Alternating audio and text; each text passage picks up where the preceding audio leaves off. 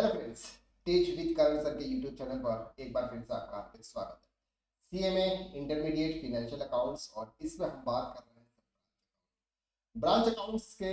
आज इस लेक्चर में हम बात करने वाले हैं फाइनल अकाउंट्स मेथड, जिसको हम बोलते हैं होलसेल प्राइस मेथड। सर हमने प्रीवियस मैनी लेक्चर्स के अंदर ब्रांच अकाउंट्स के दो तीन मेथड्स हमने कवर किए थे। आज हम बात करने वाले हैं सर फाइनल अकाउंट्स मेथड। अब सर फाइनल अकाउंट मेथड्स के अंदर हमको कौन कौन से अकाउंट्स मेंटेन करने होंगे, यहाँ पर प्रॉफिट का किस तरह से बेस माना जाएगा, वो सब कुछ आज हम इस क्लास के अंदर कवर करने वाले हैं। सबसे पहले बात करते हैं, this method of accounting is adopted by those mercantile organisation where both the head office and branch selling goods the customer has both contribute to organisation total profit. अब सर यहाँ पर बात करते हैं कि फॉर एग्जांपल एक branch है, उस ब्रांच का कोई क्लाइंट है, उसको डायरेक्ट हेड ऑफिस भी गुड सेल्स करता है और ब्रांच भी गुड सेल्स करती है। सर ऐसे केसेस की अकाउंटिंग कौन से मेथड्स की जाती है, तो उसका नाम है final accounts method. That mean कि हेड ऑफिस से भी गुड सेल्स किया जाएगा उस क्लाइंट को, और ब्रांच के वहां से भी गुड सेल्स किया जाएगा उस क्लाइंट्स को। HO gets the due credit for profit arising out of goods sent to branch and goods sold to customer, whereas branch gets credit goods sold to customer only। अब sir यहाँ पर बात कर रहे हैं कि सर हेड ऑफिस जो होता है वो प्रॉफिट कहां से एराइज करेगा, दो तरीके से। एक प्रॉफिट एराइज करेगा कि वो हेड ऑफिस अपनी ब्रांच को गुड सेल्स करेगा, एक वहां से प्रॉफिट एराइज करेगा, और हेड ऑफिस एक क्लाइंट को गुड सेल्स करेगा, वहां से प्रॉफिट एराइज करेगा। दो तरीके से उसको प्रॉफिट मिलेगा। Under this method the transaction involving goods movement are valued different based books of head office and branch according to very different profits take place।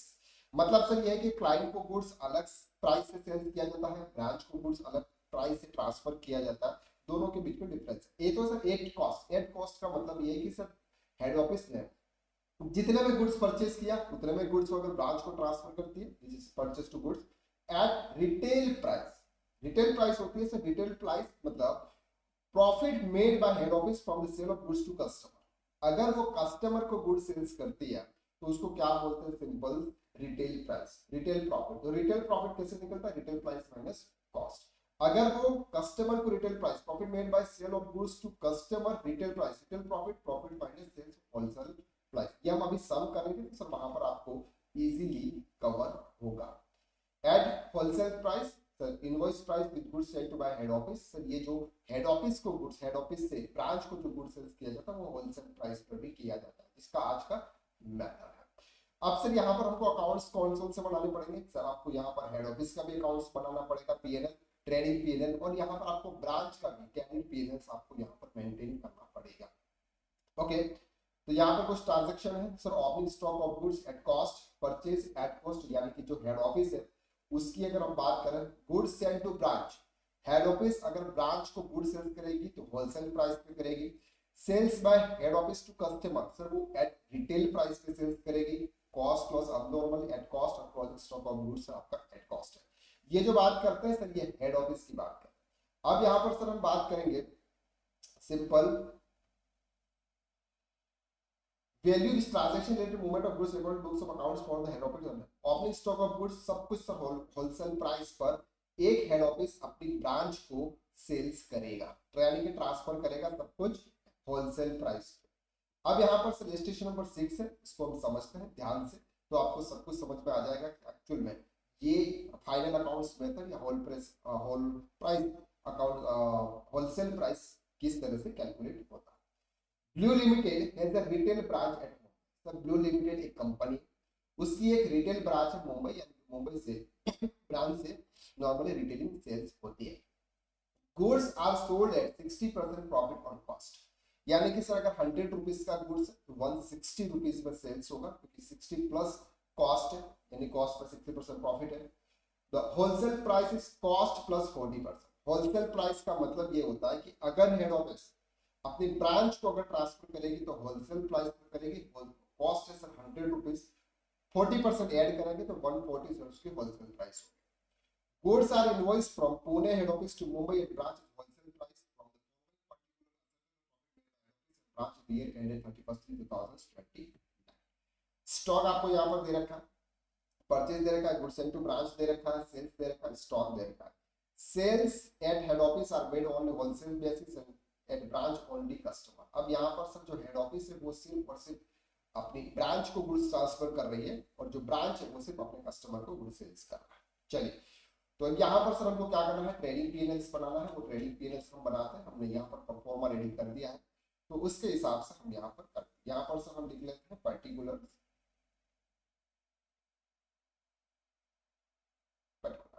सबसे पहले सर ओपनिंग स्टॉक कितना है, 7 लाख सर हेड ऑफिस का opening stock है, branch का कोई भी opening stock नहीं है। परचेज से कितना किया उन्होंने, 42 लाख किया हुआ है, यानी कि हेड ऑफिस ने सर किया हुआ है 42 लाख, ब्रांच ने कोई भी अभी परचेज नहीं किया। गुड्स सेल टू ब्रांच, अब यहां पर sir goods sale to branch, अब ब्रांच को सर गुड्स मिल रहा है, ये वैल्यू आएगी सर 15,12,000 और यहां पर ब्रांच अकाउंट होलसेल्स में सर सेल्स हुआ है यहाँ पे 15,12,000। ये सेल्स ये ट्रांसफर करेगा तब जाकर सर यहाँ पर, ये चीज ध्यान रखना कि हेड ऑफिस क्या कर रही है, गुड्स सेल्स टू ब्रांच, ये उन्होंने सर ट्रांसफर किया है 15 लाख।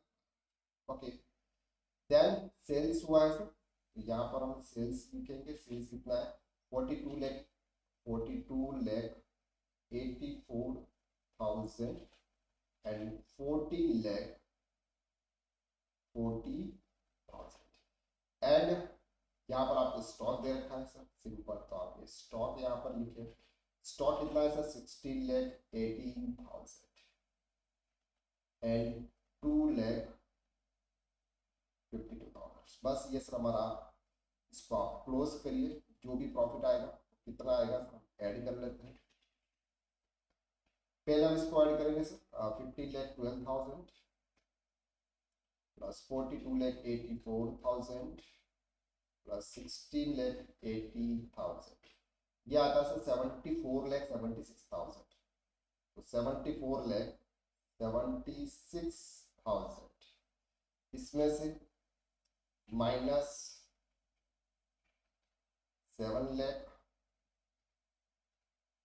माइनस 42 लाख, तो इसका प्रॉफिट कितना हुआ सर 25,76,000, 25,76,000 ग्रॉस प्रॉफिट। क्लियर, इनका लिख लेते हैं सर 14,40,000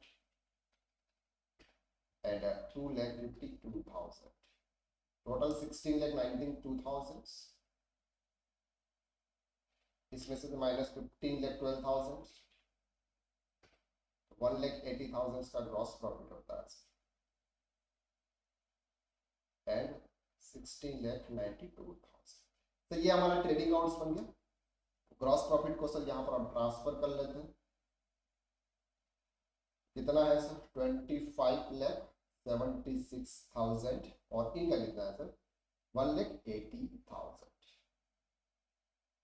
अब सर यहाँ पर कोई एक्सपेंसेस नहीं है, लेकिन सर ये जो क्लोजिंग स्टॉक यहाँ पर है 2,52,000, अब उन्होंने ये जो गुड्स सेल टू ब्रांच को सेल्स किया 15,12,000, जिसमें से गुड्स सेल्स किया 14,40,000, इसका प्रॉफिट तो यहाँ पर आ गया, लेकिन ये जो स्टॉक अभी तक पड़ा हुआ है इसमें जो प्रॉफिट है उस प्रॉफिट को सर हमको निकालना पड़ेगा। तो प्रॉफिट कितना है, यहाँ पर हम लिखेंगे सर कॉस्ट हमारी कितनी है 100, होलसेल प्राइस क्या होगी सर 100 प्लस 40 यानी कि सर 140, तो प्रॉफिट कितना हो जाएगा sir 2,52,000 into 40 divided by 140। Clear हो रहा है, ये हमने प्रीवियस में भी सब किया था ऐसा, इंटू 40 डिवाइडेड बाय 140, 72,000। अब ये 72,000 सर इसके प्रॉफिट में से माइनस करेंगे हेड ऑफिस के प्रॉफिट में से, प्रॉफिट स्टॉक ब्रांच का, ठीक है। बाकी सर इधर कुछ नहीं है, तो इधर सर 1,80,000 रुपीज का प्रॉफिट आ जाएगा नेट प्रॉफिट, और इसमें सर हम माइनस करेंगे 25,76,000 minus 72,000, 25,04,000। That's called net profit. Okay, simple सा। ये था सर हमारा फाइनल अकाउंट्स मेथड का ट्रेडिंग अकाउंट्स, यानी कि आपको हेड ऑफिस का अकाउंट्स भी बनाना है, साथ साथ में आपको ब्रांच अकाउंट्स का भी बनाना है। आगे वाले सम में सर और डिटेल में सम का इसको भी हम कवर करें। तो आज के लिए बस इतना, नेक्स्ट लेक्चर में फिर मुलाकात।